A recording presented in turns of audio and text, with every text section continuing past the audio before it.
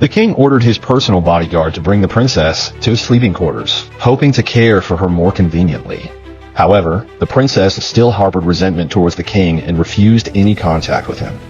Helpless, the king handed her a red string and led her to the bed. He gently comforted her, assuring her that her blindness was temporary and her vision would soon recover.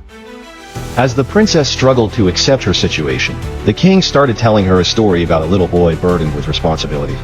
The boy's life changed when he met a girl who was outgoing and cheerful. The princess felt uneasy and interrupted the story, citing her need for rest. That night, the princess woke up and called out for the king. He promptly responded, and she accidentally tripped while standing up. The king used magic to teleport in front of her, protecting her from harm. He gave her a bell to ring whenever she needed help and ensured her safety by removing any potential hazards in the sleeping quarters.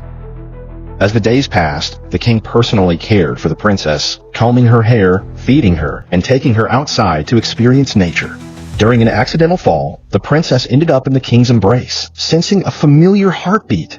As her eyes gradually improved, the king planned to reveal everything once her vision fully recovered. However, he never expected that Jing Miwen had already taken a step ahead. Upon learning that the princess's personal maid was taking her for a walk outside, Jing Miwen went to find them. He told the princess that Li Xiang was actually the king. The two had never appeared at the same time, and Bai Qi and Hu Dai had never seen Li Xiang in the palace all these years. Besides, the king was a cautious person, so how could he believe in this suddenly appearing guard? The king always wore a mask because he could change his appearance at times, and Li Xiang was his alter ego.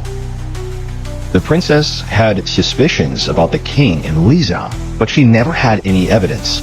Now, hearing what Jing Miwen said, she felt even more confused. To unravel the mystery, she decided to test the king.